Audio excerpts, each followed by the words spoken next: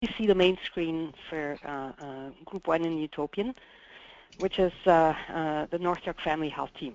So whenever you load a DPT, it's always going to tell you which cycle this is. So this is up to June 30th, 2015, so you can see how current your data are. Okay, so looking at the front here, you see 65 physicians. So a sentinel is somebody who's got the right to contribute data, a physician, nurse practitioner, etc. 110,000 patients. So this would not be every single patient seen recently. This is all patients seen at any time within those practices. So here they are, 110,000 patients, somewhere in the middle. YCG means yearly contact group, so all patients who've been seen at least once in the past year, from June 30th, 2014, 49,000 patients here. Gives you their ages, number of patients per physician, per sentinel. And then here you see some basic information about the physicians. So here at North York Family Health Team, we tend to be more female physicians, and surprisingly, more patients are female. So you can see it's very often that there's a good mapping between physician gender and patient gender. Condition proportion, patients seen in the past year. This gives you the percentage of patients seen in the past year with each condition according to CPCSSN criteria. So here, 8.7% diabetic, 15% depressed. This is with depression ever. So not currently depressed, depression ever, hypertension, COPD, osteoarthritis, etc. This gives you at the bottom a nice breakdown of how many patients you see per month. So green line, all visits, and the red line underneath is number of patients seen with at least one of the 8 conditions that CPCSSN is currently tracking.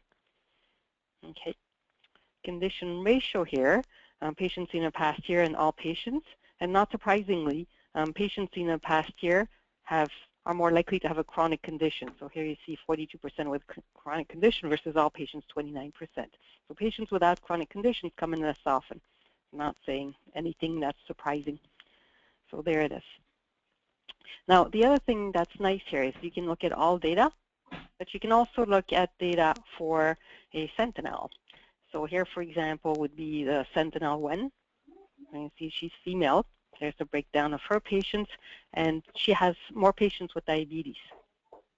Okay, and there's the average age, so which is pretty similar to all patients at North York Family Health Team. So either she does something different with her patients with diabetes, or she records them more, or she has a lot of high false positives. And here you can see the number of visits per month. You can see when you go away during the summer, you see fewer patients. You can also look at patients by site. So at CPCSSN, a site means an office. So here, for example, you have 2 sentinels. So this particular office, Site 6, has 2 physicians. There's a number of patients. Both physicians there are female, etc. So there's quite a bit of ability just from this front screen to look at whatever it is that you have in the database as an overview. Okay? All right, search patient data. Yeah, so this is the main search screen. With the DPT, you have a pretty large ability to search for many things, and here's how it's organized. Okay, basic demographics, so you can search by birth year. Let's say I want to see all patients who are more than 20 years old. I want to see patients who've been defined as active. I want to see patients who've been seen at least once in the last 12 months. I want to see all patients that CPCSSN says, yes, they have diabetes. So that's how you do that. And what you do is you click execute. Okay. You can find all those patients who don't meet these criteria. You can find all patients who do meet these criteria. It's going to look.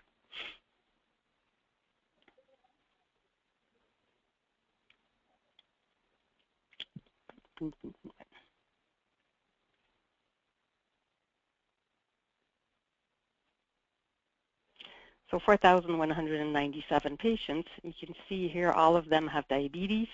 You can see the proportion who have other conditions, the proportion that have 1 condition, 2 conditions. This is only for the 8 CPCSSN conditions.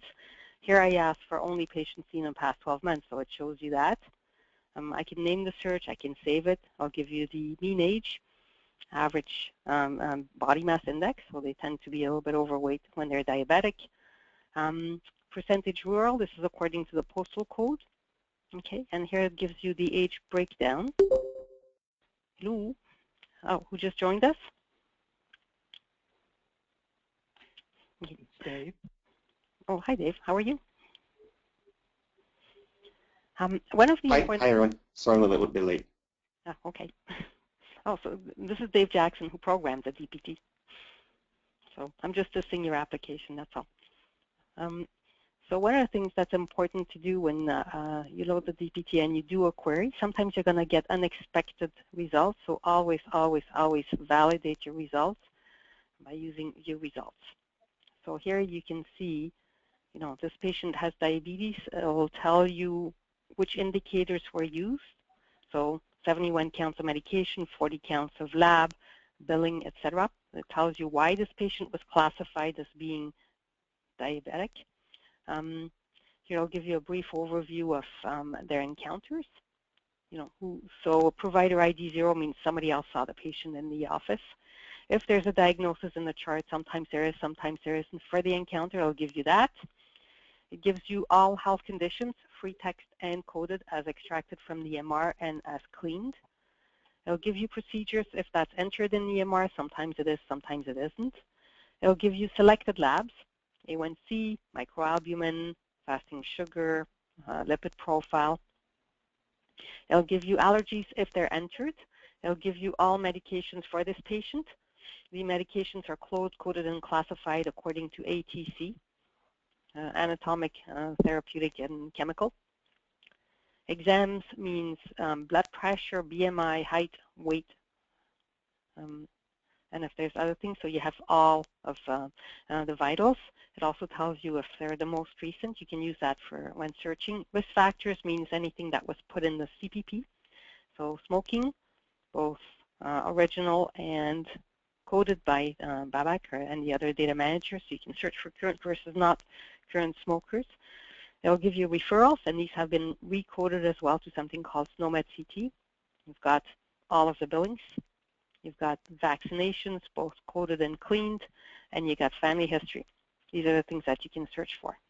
Okay, so that's your summary.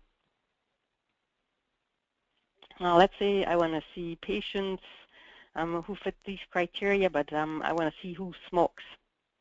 So I'm going to go to risk factors. Okay, here's risk factors. Look for smoking.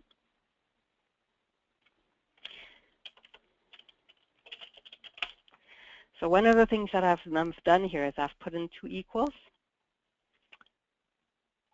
When you look at the operators, this is the help desk, help manual, sorry. Match the entire field, you put equal, equal. Because if I don't do that, it will also show me searches for not current. So I want to say current. Okay. Now smoke. Sorry, Michelle, how do you know to type the word current? It seems like a keyword. Are there a list of keywords somewhere? Yes, there is. Okay, so when you look for things like that, what you do is you click on that, and it shows you what's in there. Ah. Yeah, that's a good question. So current is otherwise how are you going to know? But that's the way to. Oh, actually, I'm going to give you another trick. If you click here, and there's nothing in there, that means either there's no data in the EMR or the EMR or the data was not extracted. So some SIPs networks have ethnicity. Here we don't. We haven't extracted it. There's a little bit. It's really not all that great.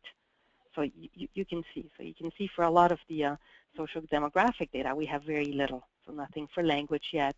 You know, nothing for education. Okay, but we do have gender, for example. So where was I? Okay, smoking. So current. So now what I'm going to do is execute the search. You can do not or and this is an and. I'm just looking for patients with diabetes who smoke, 336 patients. So when you get the ReID file, what you do is you do export. You can go to Excel, you can call it, and here you're going to click Identify. That'll give you a list of every single patient according to this query who has diabetes, meets your criteria, was seen in the past year, and is a current smoker. Okay, so I don't have re-identified data. Here's my Excel file. And you can also export things like addresses, so you can do mailing. So it'll tell you quite a bit. And you can export also fancier data than that. Any questions? So here's some other stuff that Dave has programmed. This is a classification report. So this gives you sort of, for each condition, so these nice, what do they call them? Spiderweb diagrams. So you can look for various things like that. I'm going to go back to the summary report. If you're interested in having a very fancy extract, you can use File, Export Reports, and then it's going to give you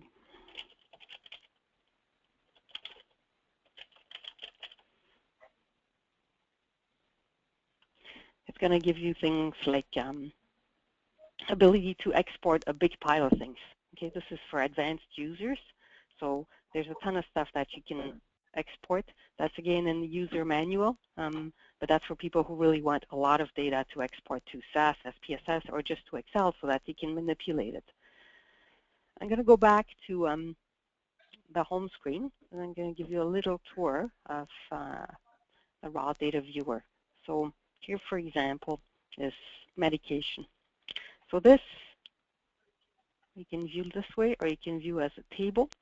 This can give you gives you a list of all patients, all medications, their DINT, drug identification number, if available, whatever the code was entered in the EMR, which code's being used, in this case, Multum ID, DPT, etc., and then calculated ATC code. Okay, so when it was done, what medication, and you can also search the data using this manner if you prefer. Here I'm going to enter metformin. Metadol, what is that?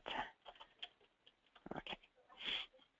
So here's all the drugs with metformin, and you can export that as well, and you can export it using a very fancy way to look at it.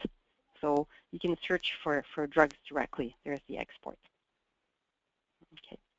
For people who prefer, you can also search this way. Sometimes that's so you can search by the original medication, see what they entered. You can see all the different ways metformin has been entered, or you can search for cleaned. So clean means there's only one metformin. They were all reorganized as metformin. Oh, I don't know what that is.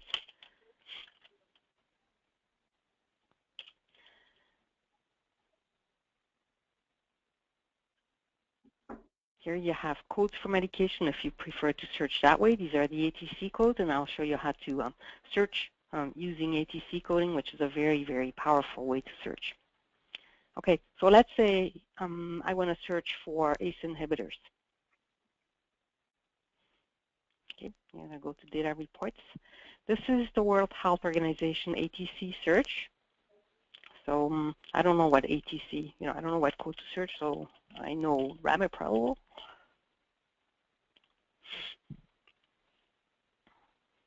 Okay, there's the codes for ramipril, and you can see the common denominator here is C09. You can also view the ATC site if you want to search yourself and find out. So I know that if I enter anything called C09 for drugs, it's going to give me every single drug that's an ACE inhibitor. I can also search the ATC site for angiotensin receptor blockers, ARBs. There's a common code for that. And you can easily and quickly search across vast amounts of data for is this patient with diabetes on either an ACE inhibitor or an ARB, and was the prescription done less than a year, and do they have microalbuminuria. So we did this for as a quality improvement measure and just re-entered the data in the EMR. You can save your search. Okay, so here's the view site.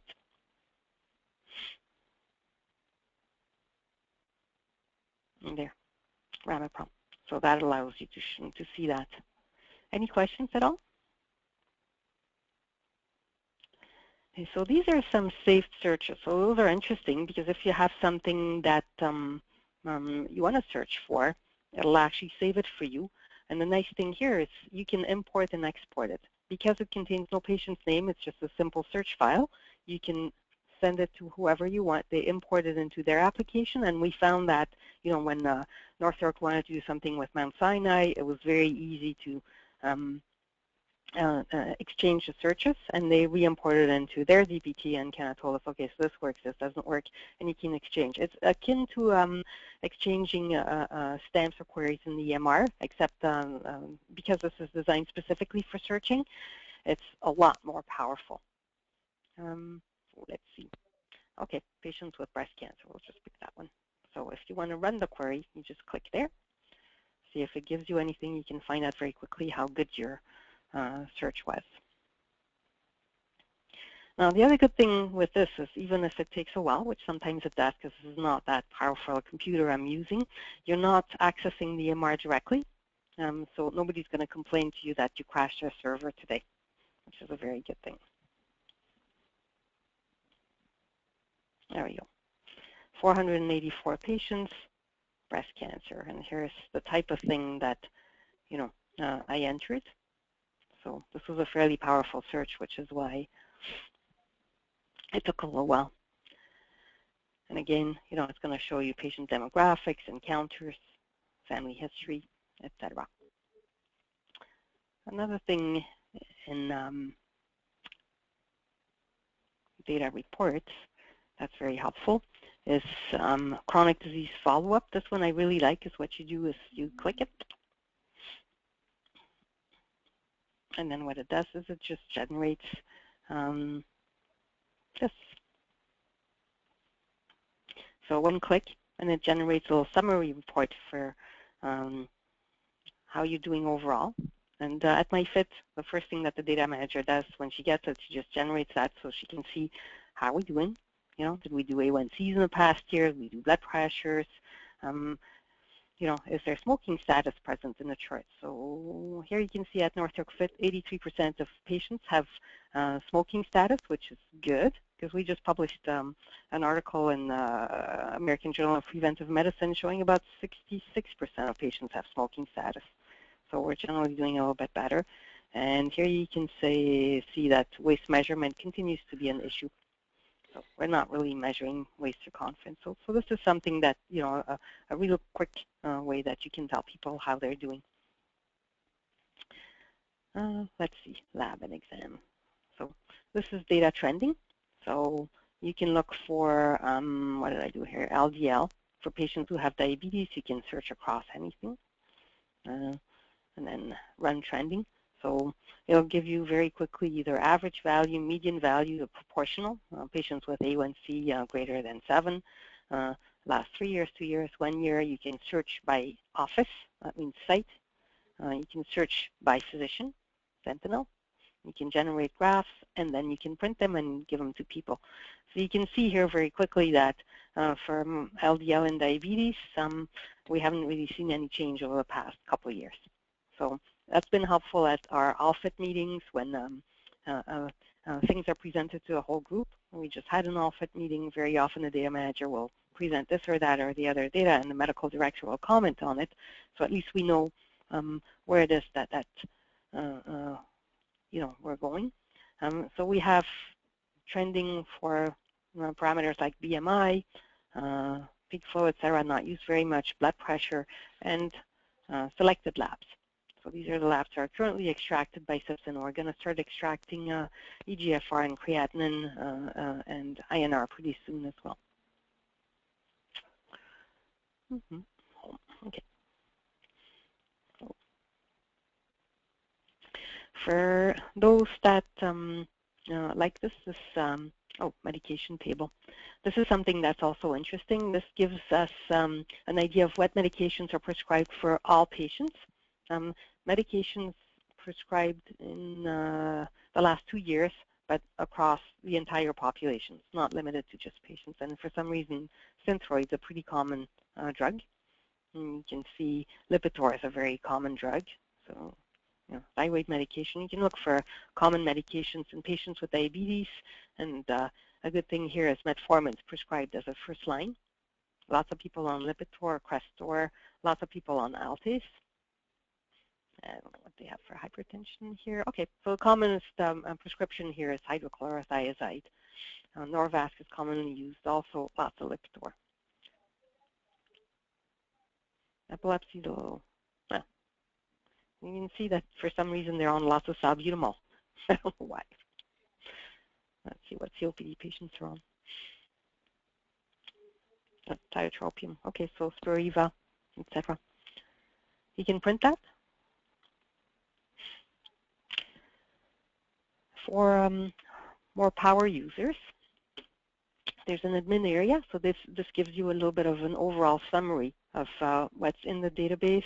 You can also translate things, so if you don't like the way it's written, there's a language manager. You can put it in French, you can put it in other things that can be shared with others. The data management aspect is here. So in the past we had import for SNOMED. That's not currently done. We identify both patients and sentinels. So again, that's a file that the data manager would give you. We can create new DPT. So if I want to give DPT just for Office Went, I can create that. Okay, I can create a number of sites.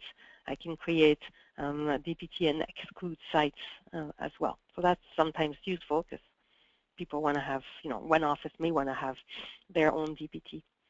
Okay, any questions today?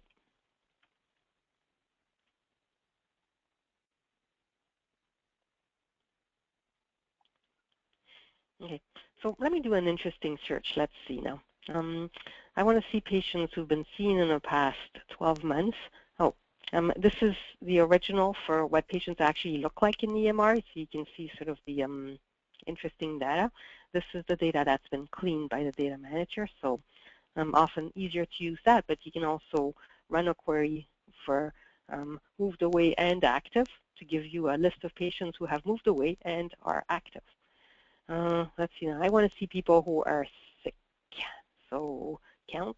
I want to see patients with more than 2 conditions who've been seen in the past 12 months. There we go. So these are people with 3 conditions defined by CPCSSN or more. And you can also define your own conditions if you want and add them to the list. It's not just restricted to DPT, to CPCSSN conditions. Now, Michelle, if I can ask, when you say within the last 12 months, do you mean since the last data extract or since the current date? Since the last data extract. So if it says, this one is June 30th, 12 months since the last data extract. Okay. So that's a limitation. So. Yeah. And are you in the habit of extracting every 3 months, or? We extract every 3 months. Yeah, we switched to a new EMR in the summer. So about 30 of our physicians switched to from Nightingale to Accuro, and because of the switch, we did not get our October 1st extract. So the next DPT for us is going to be after January 1st, which I'm not happy about. I've been regularly yelling at the company for. But yeah. So generally for the extract, once you get the notification from BABAC, it goes in. It takes 3-4 weeks to clean and merge and case classify the data.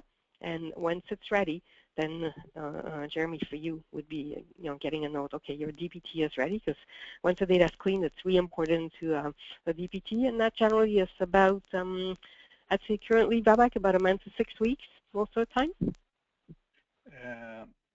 Well, the conversion itself for one site like East Wellington, it shouldn't take more than a few days. But the problem is that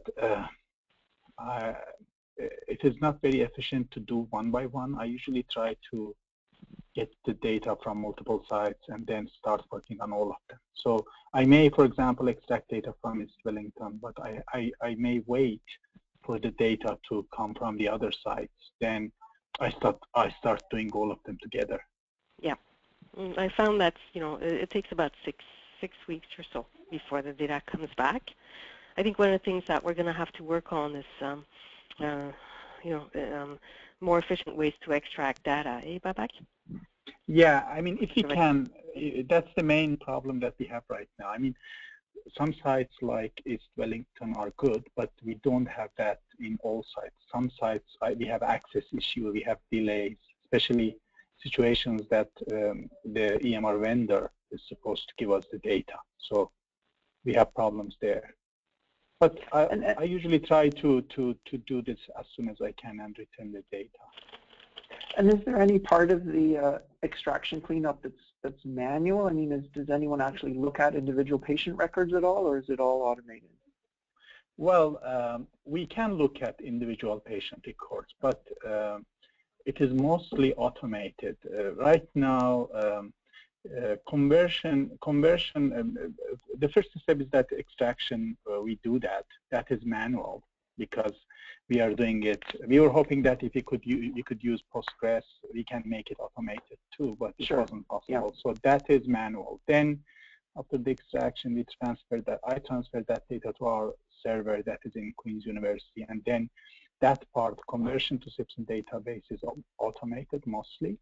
Once it is converted, the CPCSSN database is in SQL Server. So moving it from SQL Server or Access or SQLite to DPT right now is manual. So we have, it depends. I mean, some stages still we have manual, and we have to fix it. We have to make it automated, and that will help very much to make it faster.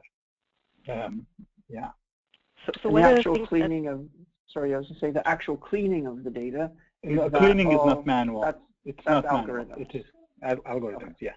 Great. Okay. Yeah, cleaning is fully algorithm. Well, cleaning itself is algorithms, but especially when we have new sites, sometimes I need to go and look at and make updates, adjustments, etc. That part is manual review, but the process itself is automated. Okay. So, Kevin, what happened at another site is they had also moved from one EMR to another, and then when Babak returned their DPT data to them, rates of dementia were extremely high. We had kids with dementia. We had, very unusual rates of diabetes. So it was useful for them to have a look at it. So this data looks terrible. And what had happened is the vendor had taken some of the billing data, and during the conversions, the bills were changed. So and they didn't know. So we didn't know. So it was useful for people at that site to actually have a look at it, because what was decided to do is, because the billing data was not usable, all bills prior to the conversion were excluded by Babak. So there's a filter there that excludes all of those as of such a date. And once that was done, then the case definitions worked. And the rates were reasonable. So you might find that when the first time when you get a DPT, Babak will often take a screenshot and says, this is what your data looks like, so that you're aware. And it's quite easy to see, are there discrepancies between these data and the data that's coming into CPCSSN and Utopian in general? Because that's going to give you an idea as to whether is there a problem with the data extraction, with the data itself, because we don't know. Again, things can happen anywhere along the chain, and often the best person to say, well, wait a second, that doesn't make sense, is somebody who's very familiar with their site, and they'll tell us. Yeah, I mean, that's true. Actually, I mean, looking at the data, there are some variations between the rates, prevalence of diseases, and other indicators from site to site, family health team to family health team. Some of them are true. Some of them could show us the anomalies that exist in the data. And the case that Michelle just mentioned was one of those, that the family health team, they moved from one EMR to the other, and they had a major error in conversion of their billing data, and they weren't aware of it. So just analyzing their data showed us that the rates of chronic conditions was extremely high. So we looked into it, and finally we realized that was an error in mapping billing data from old EMR to the new one. Yeah. And we were able to fix it. Yeah. Yeah, that's what happened. But this is like, the first step was just them to say, well, this makes no sense, and it didn't. Right, so here I searched for patients with 3 conditions. So they had more than 2 conditions. You can see we have 2,500. So these are people who have a lot of comorbidities.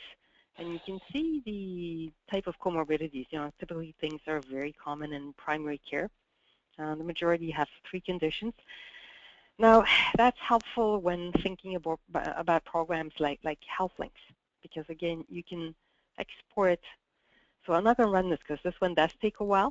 Which is why, again, it's good and it's not in the EMR, because you can export all related medications, referrals, etc., that are attached just to this particular query.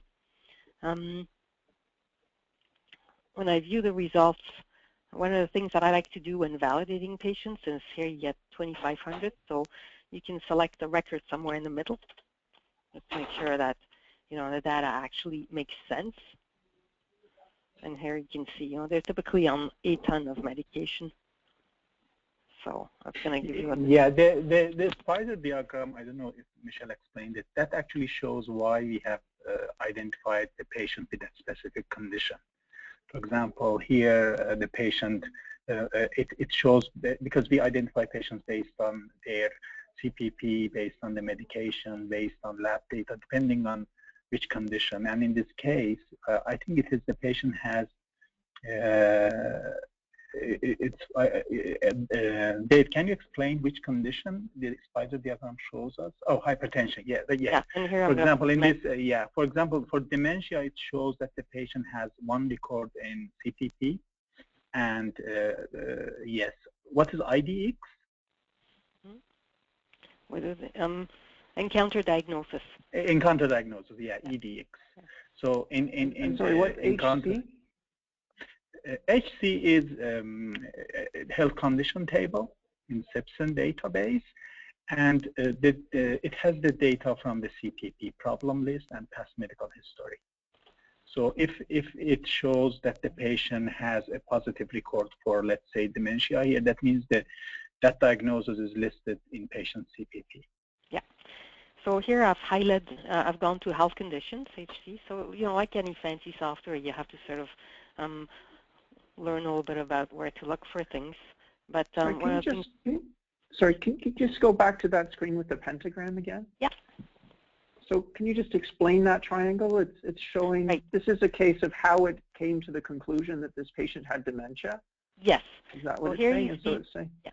Yeah, so here you see the indicator, so dementia, indicator value 290, and it was found in encounter diagnosis. And here also indicator 290, found in health condition. So that's the same way of looking at it. So it sort of gives you an overview of, why was this case classified? So health condition. What's the one on our screen here now? What is that showing? So it says this one is for hypertension. Right. So health what's that one? So CPP has 1 Oh, it says that there's 1. Yeah. So and it says like almost 2.5 under BMI. Or what's the top thing there? I can't quite. Bill. So does that, what is under billing? It says 2, I guess. Is that? Yeah, 2. I see. So there were 2 billings that led this system to think the patient had hypertension. Yes, and here they are. I see. Okay. And here, because we do have false positives and false negatives. Yeah, and this patient is under medication for hypertension as well. Yeah. So here and is there any way for the user to give feedback to CPCSSN to say for a particular patient, no, this patient should be excluded? Like if I know this patient doesn't have hypertension, or is it just a one-way thing? Yes, it's currently a one-way thing, and we are very keen to do it 2 ways. Because in ISIS. Yeah. Yes. Actually, we're working with Emerald on that. Through Sapphire, we can do that, and there's quite a bit of work to say, okay, what can we take from this? There's also a DPT that's going online, so same thing, and there's Sapphire, and how do we sort of merge all the different approaches for maximal clinical utility? And there's some that is definitely something that we're very keen to explore. Yeah, for let's say hypertension, Kevin, our definition is at least 2 billing records or a diagnosis of hypertension in patient CPP. Now, if the patient doesn't have hypertension and we have identified the patient with hypertension, we have to check to see why we have identified the patient with hypertension. If it is an error in the CPP that the code for hypertension is entered, it can be fixed. So what if in these cases? What if they had like a remote history of a couple of visits for hypertension that now that's not an issue anymore? It would still pick that up, I guess. Yes, it would. Yeah. Yes, it would. Yes, because this is lifetime prevalence. So right. if the patient has a remote history, I mean, hypertension, that's probably in the patient billing, right? Patient has two billing records of hypertension. We're going to identify that patient as hypertensive because that is a lifetime prevalence. So there are actually a couple of instances where the algorithms that we use for picking out the disease cases do require, like, the time does matter for them. Like for instance, I think there's one. I think in diabetes, for instance, you require a certain number of labs over the past year. So that's not entirely always the case. Where it's, you know, if you have something, if something works once, it's not guaranteed to sort of be carried forward that way. So. Yeah, but I think, you know, what Kevin's talking about, Matt, and I think what we need to go towards the future is because of the power of the practice-based research networks, you can have the clinicians, you know, saying, okay, so this algorithm's okay, you know, but here's, you know, here's a group of patients, you said they have it and they don't, and here's another group of patients, and, you know, you said they didn't have it and they are diabetic. So once that comes in, you can use things like machine learning, you know, and all kinds of other big data approaches to improve the algorithms over time. Oh yeah, that'd be fantastic. Well, we would enjoy having that data. Yeah, well, very useful. We have done validation on these disease definitions, but I do think that we need to repeat that. I mean, we have now much larger data since that study was done, and we have to define what we say, who has hypertension. I mean, if the definition it says if the definition says that the patient should have a recent billing record or diagnosis or medication, that we can include it in the definition. That automatically exclude those patients with old records of hypertension.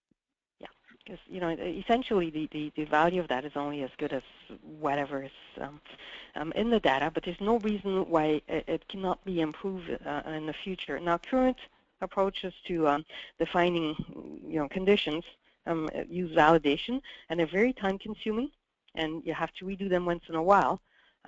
But I was watching this movie called The Imitation Game, Alan Turing. He said, you know, you use machines to do machine work. I mean, you know, Google improved its search algorithms using machine language approaches. So there's no reason why we can't do this in the future. It is still difficult now because the more people are interested in their data, the more feedback you're going to get, and over time, the more accurate you're going to get as well. So we're not kind of using these approaches yet.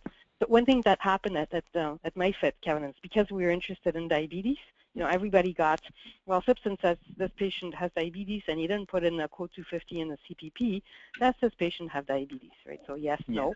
And then the data clerks re-entered that, and that improved the data. So that can be done with any coding system, right? Whether it's ICD-9, ICD-10, ICPC, SNOMED, pick your code, and then, you know, does the patient meet criteria for condition X? You know, that can be done as well. So that's another way to do that. That's a little bit more manual. Yeah, one more thing, Michelle, to answer Kevin's question is that if, for example, you don't agree with the way that we have defined, let's say, hypertension, you can create your own case definition and run it and generate a list of those patients. Limited, for example, to more recent billing records or diagnosis, etc. And the tool has that capability. I think if you have time, Dave can show that how you can, and you can actually define other conditions that's not in the list. We have just defined 8 conditions here. You can pick another condition that's important for you and create a definition and algorithm using this tool and then run it, and you will be able to identify those patients. Yeah, so I've tried to use it. This is more, it can be done. It's more for a power user. So the other thing is, here's an example of when that was done. I don't know, Dave. I think in Alberta, right? So it can also import other things. So they were interested in stress incontinence and fecal incontinence, like things that are important to patients but are very poorly captured. And they used a variety of, criteria to search for that. It tells you how long it takes. Sometimes it takes a lot longer, but you can try one thing, add another element, another element, then take a look at the charts and see whether, this is actually what I wanted. So you can make your own. You can save them, so you can run, DPT, like does the patient have fecal incontinence and smoke versus patient fecal incontinence doesn't smoke. So you can run against other criteria as well. So it becomes quite powerful, but it's data, so it's all possible. That looks great. So if we add a new chronic condition this way, and then back on the other screen when we're doing a search, we say we want to see 3 or more chronic conditions, it will include the new one that we add? Yeah, you can do that. Yep. Great. That's terrific. Yeah, you can do that. And what's interesting to me is this is starting to spread. So we're getting people who are finding more interesting uses. I think a certain way, So for depression, for example, you can see, what was the indicator value. So you can even query the thing for the type of condition. What did it look for it to define a condition, and can I limit to things that diabetes and only A1C7 to define this, etc. So that's kind of a little overview of the application. Any questions at all?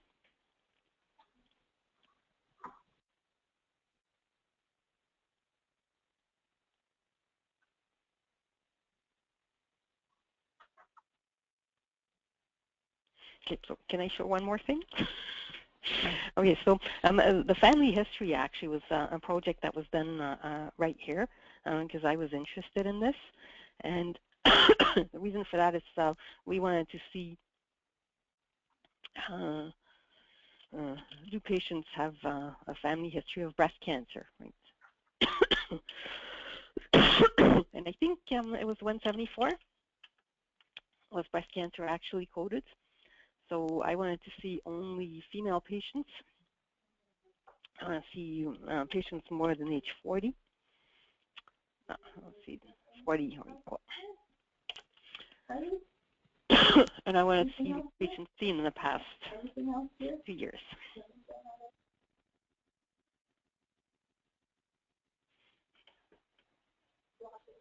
So that breast cancer, are you looking for a family history of breast cancer? Family history. Yeah. And so that's looking for keywords in the family history section of the CPP? You can look for codes, you can look for keywords, you can look for codes and keywords, codes or keywords, codes not keywords. So because what we did also is we looked for has family history keyword and did not have code. This one's going to take a little while. There you go. You can see none of them were coded. And is that a code specifically for family history of breast cancer? That's, no. That's because some of our physicians, what they're doing is they're entering the ICD-9 code in the family history section. Yeah. I see. Yeah, and some are not. Because I think some of the codes in SNOMED anyway actually have a family history of this, whereas it's of this. Yes. It's confusing. Yes, it is. And then again, that's something. Oh, there we go. Breast cancer, dementia, female patients. So yeah, so the nice thing about this is you can play around with it, and if you get a result that you don't expect, like what I did, you can say, oh, why is that? But the really good thing is you don't crash the server and nobody yells at you because all of a sudden they can't see patients because it's running really slow. So one of the other things is you can see here in family history relationships, so you can look for different relationships. In the future, what's going to happen is I think there's also a project to try to clean that. So you can look for maternal versus paternal and degree of relationship. So I want to see, only patients with 2 relatives on the maternal side with breast cancer. those are the ones that I want to refer to the OBSP high risk. So the text would have to be pretty specific in the, like for a lot of times, for example, I will write for maternal grandmother, although MGM. Like, would it pick up stuff like that, or? No. Unless BABAC would know that you have MGM. So some of the recoding is talking to people and says, you know, what does this mean? Right. So MGM, just I think if you look at the way hypertension was coded, was HTN. We have not coded family history. I think you can search for MGM. That should be okay. Yeah. So if you want to search, this is the actual text that was entered when I searched for breast cancer. Yeah, you have to use the wildcards or FileMaker wildcards. I think some of them are listed in the manual. Yeah. Yeah. So you can look for wildcard. You can look for partials. You can look for does the patient have breast cancer, anything. You know, and you can save your searches. You can then combine searches. So it actually allows you to say, oh, okay, so this is what it looks like. You can go back in the records and clean it using a data clerk entry or whichever other methods. But that's also a real opportunity to start cleaning data because I think there's clinical utility. Breast CA, 3,435. So you can see this particular query looks for that, right? So I can see your results. Let's see what that looks like. Okay. And this would show you could see a table of de-identified data here also for the result? Yeah. Where would that be? I think I saw a table button. Which one? Okay. So, I think you mean, let me see, summary? Like that? Yeah. So if you want to export, you export it like that, and then Excel. And if you want identified, this one, right. anonymous, okay, great. this one. Perfect. So there's your, that's how we recall patients. So it's going to, oh, okay, this is a big export. So view results doesn't give you that table. You have to go to export. Like if we just wanted to see it on our screen, okay. Once you have the DPT with the identified data, when you look at the patient's chart, view, it's going to have the patient's name in there. Yeah. You can look at it, in there. And that de-identifies the, what do you call them, the physicians, there's the sentinels as well? Yeah. Sentinels number, and the patients are a number, so you don't know, their site ID, so there's no identity. So the identified would identify the providers, personal health number, patient's name, first, last, date of birth, right. All that stuff, all identified. Perfect. Here, nothing's identified. So there's all your potential breast cancer patients, but again, always validate because, don't know. So, yeah. So you're going to look for what else do they have. I mean, there's one with male breast cancer, right? That'd be an extremely high risk. Mm-hmm. So lots of opportunities, I think, to sort of just play around with the data, but there it is. And that patient ID is just a unique ID for the CPCSSN data?